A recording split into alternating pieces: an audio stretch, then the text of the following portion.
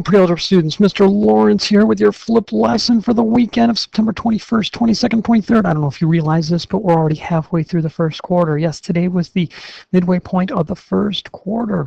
You only have 3.5 quarters worth of school left. In terms of school weeks, that is only about 31 or 32 weeks. Comes out to be about 31 and a half.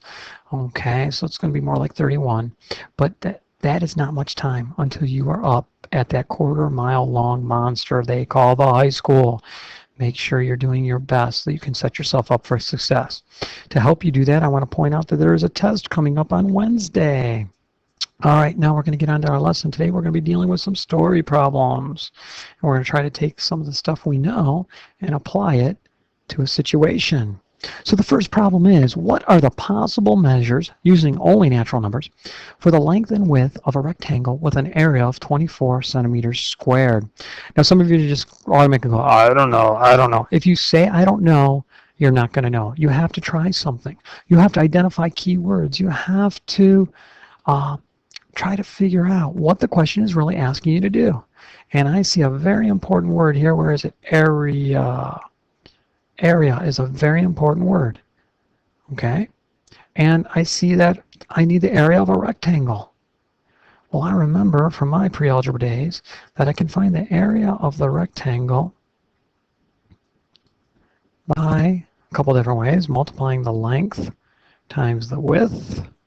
I prefer the formula, and you'll see why when we do our geometry unit, of multiplying the base times the height, and I'll explain more about that later. Either way, you'll get the same answer. So now I'm going to draw a rectangle. By the way, I'm really good at drawing rectangles. Watch this. There we go. So I know that this rectangle has an area of 24 centimeters squared. How do I know that? The story told me so. So I'm going to put 24 centimeters squared inside there. And I like to use base times height. So I'm going to call this the base. And I'm going to call this the height. And I'm going to abbreviate it. And if I'm going to get this answer here, I'm going to need to know, I'm going to have 24. I'm going to need to know the length of the base and the height. And they have to, when multiplied, their product has to be 24. All this is saying is I need all the factors of 24 that are natural numbers. Well, the first set is really easy. I could use 1 times 24. Does 1 times 24 equal 24? You bet your boots. Then I will do number 2. Does 2 times something equal 24? Yep, 2 times 12. That's another possible answer. Does 3 go into 24 evenly? You betcha. 3 times 8. There's one more possible answer.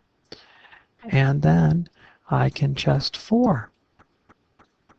4 times 6. 5 does not go into 24. Here are all the possible dimensions. So they could be a base of, like it could be 1 centimeter by 24 centimeters. But then again, it might be 1 centimeter tall with a base of 24 centimeters. Maybe. I don't know which one. I don't have to know which one. I just had to list them all. It could also be, the base could be 3 centimeters, in which case the height would have to be 8 centimeters. All I did was find all the factors of 24 that are only natural numbers. I don't have to consider the negatives. I'll bet you can tell me why. Think about it. Why didn't I consider any negatives? Because like -1 times -24 would equal the area. See if you can come in on Monday and tell me why I didn't consider -1 and -24. All right, let's move on to question number 2. What are the measures of the length and width of a square that has an area of 49 centimeters squared? Well, again, I'm going to highlight some important terms. See, I need the area. What am I taking the area of? A square. Now I know that the area of the square is 49 centimeters squared, right? Well, let me draw a square. You thought I was good at drawing rectangles. Man, I am better at drawing squares. Boom, look at how good that square is. And I also know that my area formula for a square is still base times height. Some people could say side squared, and that's fine. I'm going to use base times height. Okay, and so I'm going to write my 49 centimeters squared in here. And I'm going to do the B, and I'm going to do the H. Now, I'm going to say 49 equals the base times the height. But there's something very special about a square, something special about the base and height. Hopefully you're already pulling that out of the cobwebs of your preschool and kindergarten days. The base and height have equal measure. In other words, they're the same exact length. So I can say, let's pretend the side is x units long. Then this side would be x units long. My equation could then become 49 equals x times x. And a more simplified way of saying that is 49 equals x squared. And don't worry if you're not a pro at this yet, but you just need to know that x times x is x squared. I can prove it if you like. 3 times 3. I know you're all going to say it equals 9, but isn't there a simpler way to say 3 times 3 without saying 9? 3. Oops. 3. Thought I was in eraser mode. Must have been an earthquake. 3 to the second power. How about 7 times 7? Can't that be said as 7 to the second power? How about 12 times 12? Doesn't that equal 12 to the second power?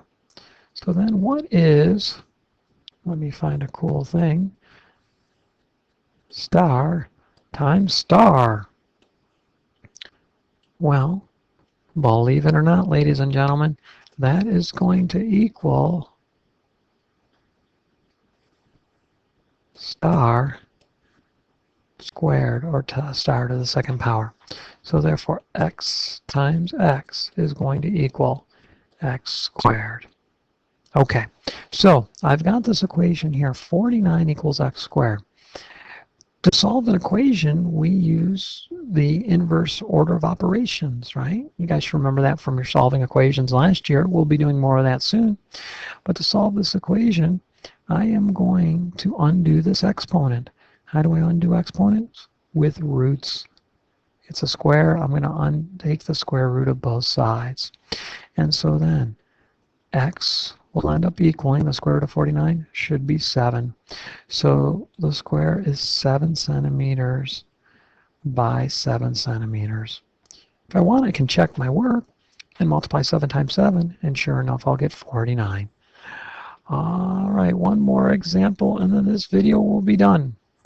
Find the measures of the length and width of a square that has an area of 256 centimeters squared. So again, I'm going to go for my highlighter.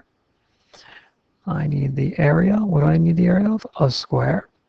Do I know the area of a square? I actually do.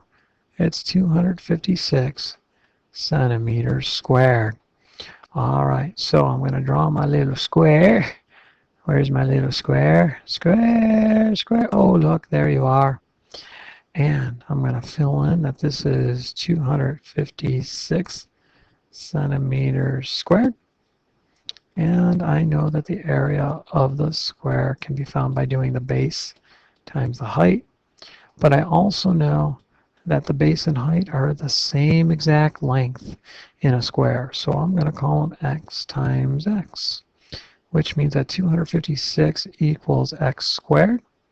To get the x alone, there's an exponent there. I am going to take the square root of both sides, and I will get x is going to equal 16 centimeters, and I am done. So what did I do? Well, I drew a square. I wrote the equation to find the area of the square, and then I took the square root, and that answered the question for me. All right, ladies and gentlemen, that's it for your lesson for today. Mr. Lawrence will now sign off. Good night, everybody. Oh, don't forget, test on to Wednesday.